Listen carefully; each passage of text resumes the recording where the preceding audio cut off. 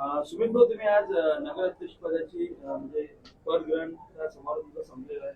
त्यासाठी सर्व पत्रकारांना तुम्हाला शुभेच्छा. तुमचे येणाऱ्या सगळ्यात पहिलं प्रथम काम कोणतं आहे?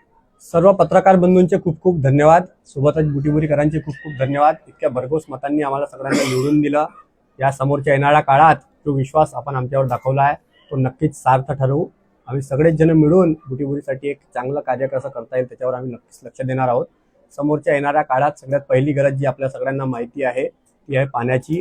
त्याचा जो राहिलेला प्रश्न आहे, मला वाटतं वन विभागात काही त्याचा फॉल्ट असलेला आहे, तो एक फॉल्ट आपण दूर करून घेऊ आणि त्यानंतर किती लवकर ते पाणी आपल्याला सुरू करता येईल त्याच्याकडे नक्कीच जातीनं आपण लक्ष देऊ. सोबत सोबत नगर परिषदची बिल्डिंग फार महत्त्वाची आहे. आता येणाऱ्या काही काळातच तो प्रस्ताव मी तयार करतो आणि तो प्रस्ताव महाराष्ट्र शासनाकडे लवकरात लवकर पाठवतो. पहिलं काम आपण जसं पाणी सांगितलं ते कधीपर्यंत होईल अंदाजा? तो मी नक्कीच तुम्हाला जसं सांगितलं की लवकरात लवकर आपण करू. त्याचा एक्झॅक्ट डेट मी यासाठी आता सांगू नाही शकत, कारण ती फाईल मी आता एकदा चेक करतो, काम कुठपर्यंत किती % ते काम कंप्लीट झालं आहे ते एकदा बघतो आणि त्यानंतर ते समोरच्या तुम्हाला नक्कीच सगळ्या पत्रकार बंधूंना मी ते कळवेल. सुमित भाऊ, तुम्ही एक युवा आहे, तर युवासाठी तुम्ही काय म्हणजे ब्लू प्रिंट किंवा तुम्ही काय विचारधारणा बुटीबुरीच्या युवासाठी काय तुम्ही विशेष करणार? प्रचारादरम्यान मी बऱ्याच भाषणांमध्ये, रेकॉर्डेड भाषणांमध्ये आपण सगळ्यांनी सांगितलंय की आपण डिजिटल बिल्डिंग आपली ही नगर परिषदची बनवणार आहोत. स्किल डेव्हलपमेंटचे काही कोर्सेस सुद्धा त्या बिल्डिंगमध्ये आपण सुरू करणार आहोत.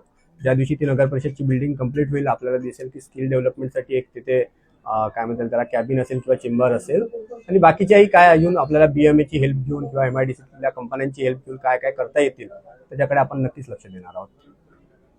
जो हाल के नाम से ये बिल्डिंग थी, अभी जो नई बिल्डिंग बनेगी तो ये खाली करेंगे कि दूसरी बिल्डिंग बनेगी जिससे गरीबों की शादी हो हॉल में हो सके? देखिए, अगर पॉसिबल हुआ तो इस बिल्डिंग को रिनोवेट करके इसमें नगर परिषद चलाएंगे या फिर अगर पॉसिबल हुआ तो एक नई जगह लेके वहाँ पे प्रस्ताव डालेंगे.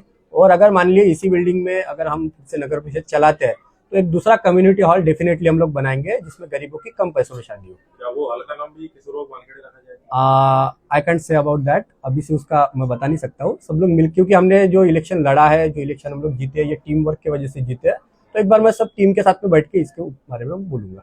अशा खंडातली सगळ्यात मोठी MIDC आहे. युवा वर्ग इथे खूप जास्त आहे.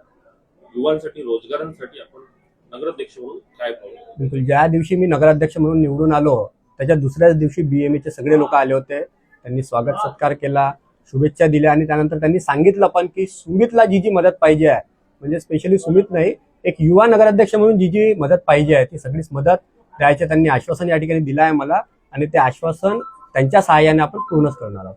BMA हे एक बुटीबुरी मॅन्युफॅक्चर असोसिएशन आहे आणि आपल्या MIDCच्या स्थानिक रोजगारांना, युवांना रोजगार नाही देत. त्याच्याबद्दल आपण कसं कन्व्हर्सेशन? जसं आता मी सांगितलं की BMA आपल्या सोबत आहे, त्याच्यासोबत बाकीच्याही कंपन्या आपल्या सोबत आहेत. त्यांनी देखील शुभेच्छा मला पाठवल्या आहेत. त्या सगळ्यांना एकदा मी बोलवतो आपल्या कॅबिनमध्ये, एकदा आम्ही त्यांच्याशी मीटिंग करू आणि त्यानंतर काय आपल्याला चांगलं करता येईल. जसं आवाडा कंपनी आता नवीन कंपनी आहे, गोयल कंपनी, तिथे माझे स्वतःचे काही पर्सनल कॉन्टॅक्ट आहेत. अशा बऱ्याच कंपन्यांमध्ये पर्सनल कॉन्टॅक्ट देखील आहे. त्यामुळे त्यांना सोबत घेऊन किती चांगल्या व्यवस्थितपणे हा रोजगाराचा जो मुद्दा आहे तो आपण सॉल्व्ह करू शकू याच्यावर आपण नक्कीच लक्ष देऊ. सुमित भाऊ, तुम्ही निवडणूक लढले, निवडणुकीमध्ये प्रत्येक वेळेस काही ना काही समस्या तुमच्याकडे आल्या असेल.